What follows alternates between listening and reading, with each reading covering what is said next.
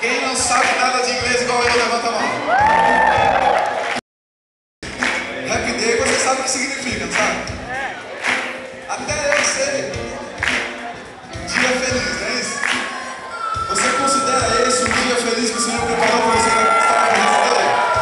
Aleluia. Agora é o seguinte: quem não manja muito de inglês, faz igual eu. Faz cara de que sabe. Entendeu? A letra é fácil, você conhece, é o Happy Day. When Jesus washed, quando Jesus lavou esses meus pecados levou. My sins